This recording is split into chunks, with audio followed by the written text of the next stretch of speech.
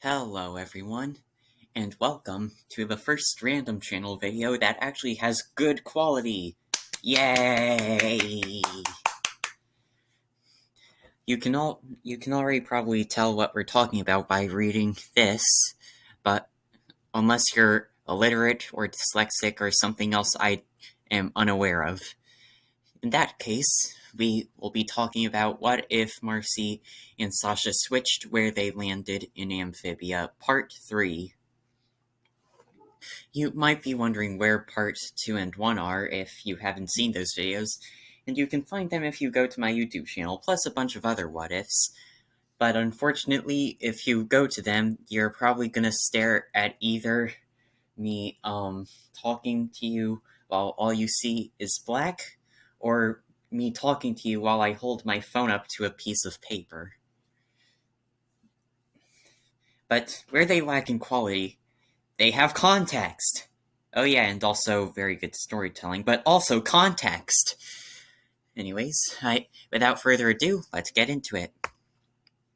Before we get to the new normal, we need to talk about Turning Point. You might wonder why Turning Point instead of the new normal, but let me explain.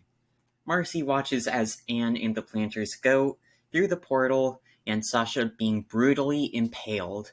She can even faintly hear Andreas saying, That's what you get for going against me, Sash.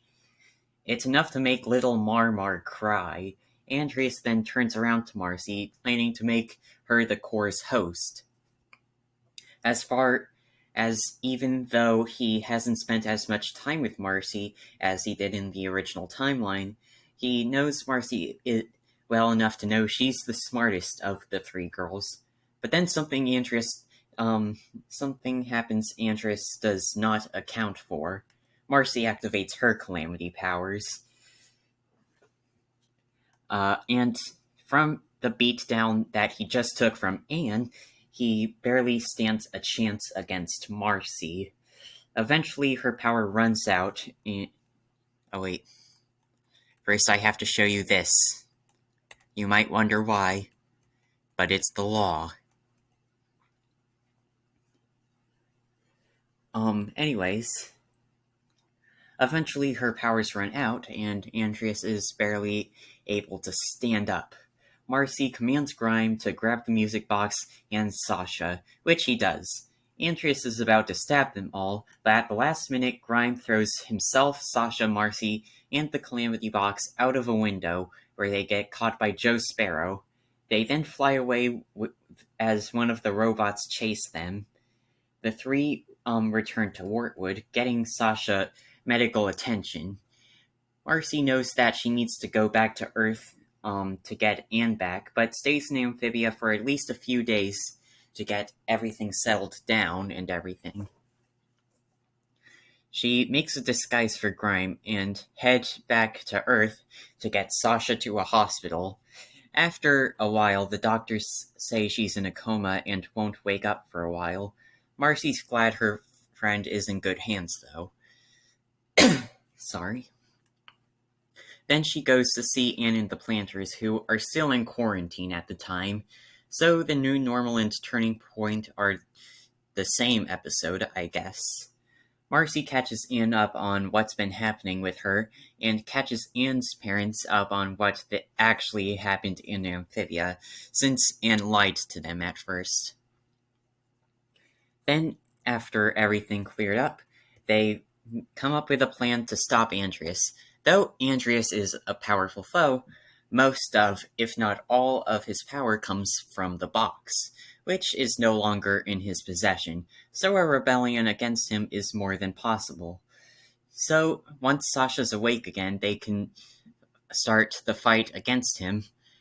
Anne's parents, however, don't want their baby girl to go to war against a giant lizard. It takes some convincing, but eventually they accept it, on the condition that they come with her. In Commander Anne, Marcy would be the one to take the role of the leader of the resistance, and since Anne and Marcy have done nothing wrong to each other to make each other angry, Everyone can just go to the factory, blow up said factory, and leave. No extra drama needed. Spivey would stay the same, just with Marcy instead of Sasha, and in Sasha's Angels, or in this case Marcy's Angels. Since Marcy is the commander, she has a different plan than what Sasha did, which can avoid the main conflict of this episode. In Oldtown Road, Marcy, Anne, and Sprig start wondering about the mother of Holmes that Valeriana told them about in the Bazaar. Then Sprig finally gets the brain cells to remember that the monsters that tried to eat him and Polly at Quarreller's Pass were Olms, and that they might know who Mother Olm is. And from there, the episode goes relatively the same, except Anne's parents might be the ones to yell at Patricia at the end of the episode. And along with that, Mother Olm ends up saying the same. Eventually, Sasha wakes up from her coma, and by then, much has changed. Marcy catches Sasha up, and they all go back to Amphibia. Unfortunately, Andreas has made major progress. Despite the lack of Calamity Stones, he's been able to terraform Amphibia to a wasteland. Just less of it than he did in the original timeline. Since then, everyone has made trips to and from Amphibia, and have even discovered Leaf's old room, where Sprig picks up the mysterious blank note. Then, after getting Sasha back into fighting shape, the beginning of the end happens, which was pretty fast. Though it may seem like Anne, Marcy, and Sasha have the advantage over Andreas at first, Andreas has a trick up his sleeve. He brings out the mech suit we saw in All In, which can pretty easily defeat Anne with the Calamity powers from what we've seen. But Anne and Marcy with the Calamity powers plus a giant army, Andreas, though he puts up a good fight, is eventually defeated. Anne is about to deliver the final blow when Andreas suddenly starts laughing, confusing everyone and scaring them. Turns out the entirety of the rebellion has just been played.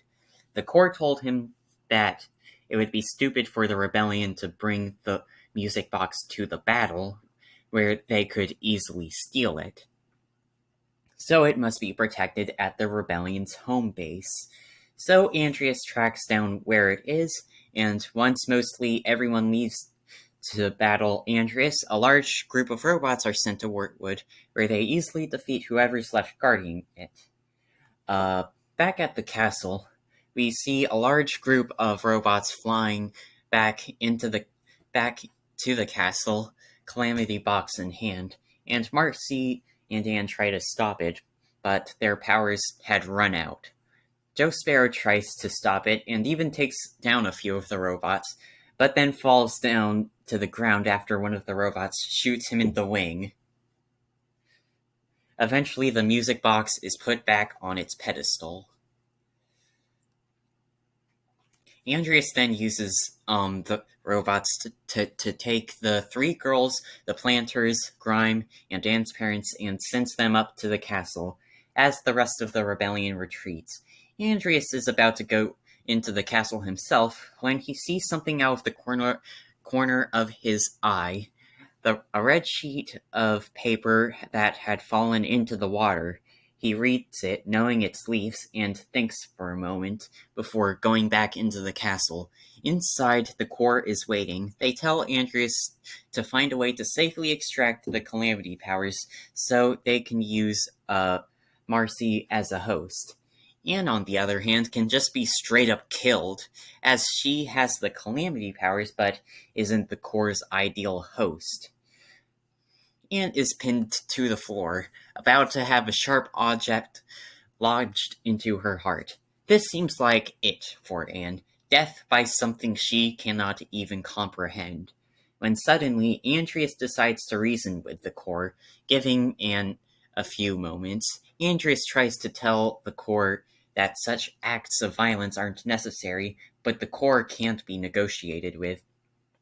It's too set on its ideology that this is the way things are supposed to be, that they must conquer worlds and mine their natural resources, even though they could have just as easily gone exoplanet mining. I swear, these freaking idiots. Eventually, Andreas retaliates against the core and is ready to fight it. Before anything can be done, though, giant mechanical wires come out of the wall, tying Andreas to it. Then we have a nice moment that I wrote myself. The core says, "Did you really think you had a chance against us?" And Andreas replies with, "No, I was just buying her time." Before the core can comprehend what he meant, and with her calamity powers activated, punch is the core straight through the middle of the core, and beating the rest of it to a pulp. Unfortunately, Anne left the core alive long enough to let it go into that little helmet they were going to use to possess Marcy, and use it to go to the moon. And with that, the hardest thing starts. Which is really unlucky, considering with all my other Amphibia what-ifs, they end prematurely, whether it being the beginning of the end, or all in. Leaving an ending where Earth and Amphibia are never cut off. So already things are looking pretty bad. The episode goes the same until Andreas is parked back down on Amphibia.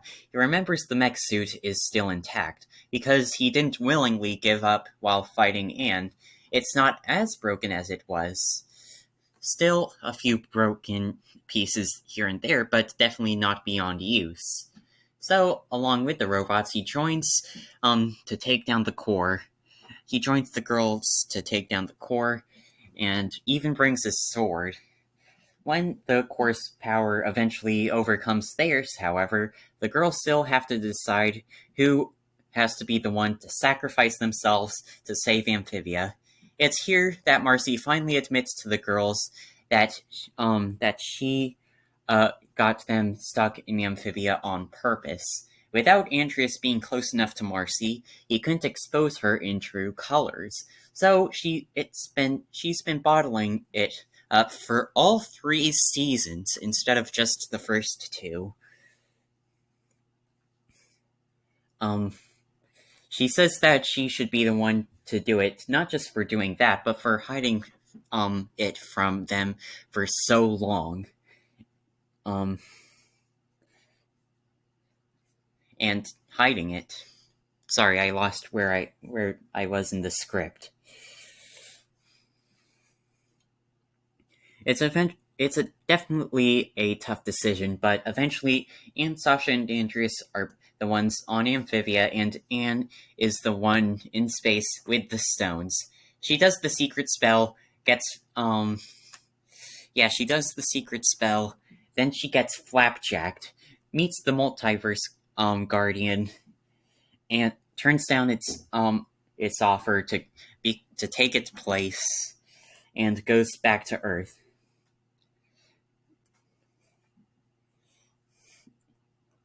And this Amphibia what if has made random channel history.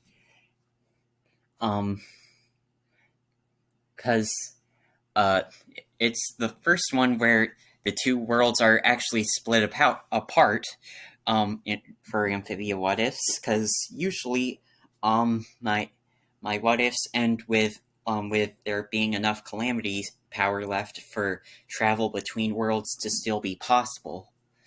But nope, not in this one. It's also the first one to actually split into 2 different timelines. Speaking of which,